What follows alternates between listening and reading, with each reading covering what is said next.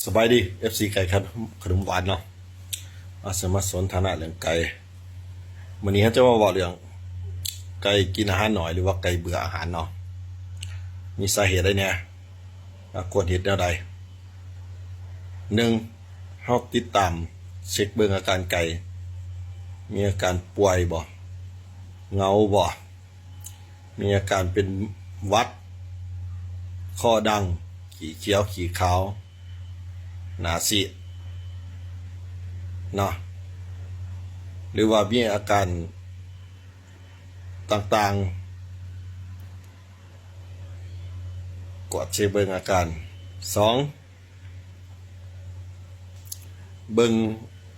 ขอไก่เนาะว่าแออัดบ่เหมาะสมบ่แสงสว่างเพียงพอบ่ถ้าว่าสถานที่หรือว่าขอไก่บ่เหมาะสมมันเฮ็ดให้ไก่เกิดความเครียดเนาะถ้าว่าเกิดความเครียดไก่จะบ่ค่อยกินอาหารสาม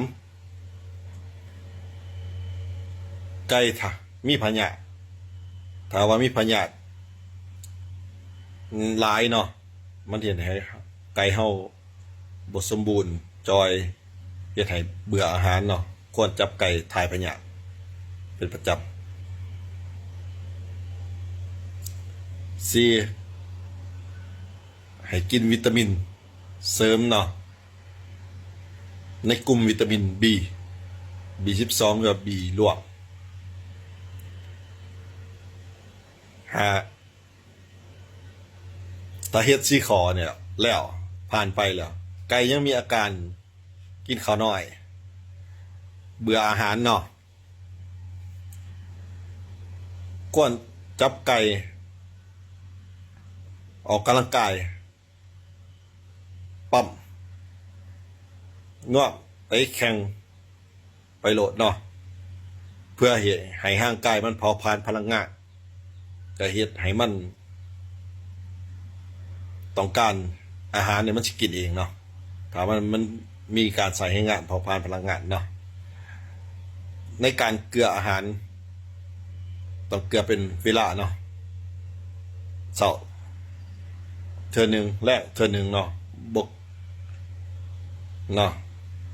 ให้มันจือเวลาการให้อาหารเนาะและ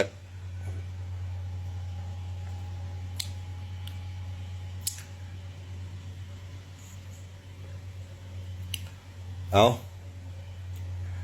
เมื่อเฮารู้สาเหตุอย่างดังกล่าวแล้วเฮาก็ควรกดเช็คไก่ว่ากินอาหารดีบ่ถ้าว่ากินอาหารน้อยสารอาหารบ่เพียงพอมันจะเฮ็ดให้ร่างกายไก่สิบ่สมบูรณ์แข็งแรงในการออกกำลังกายหรือว่าเลี้ยงตีมันก็สิ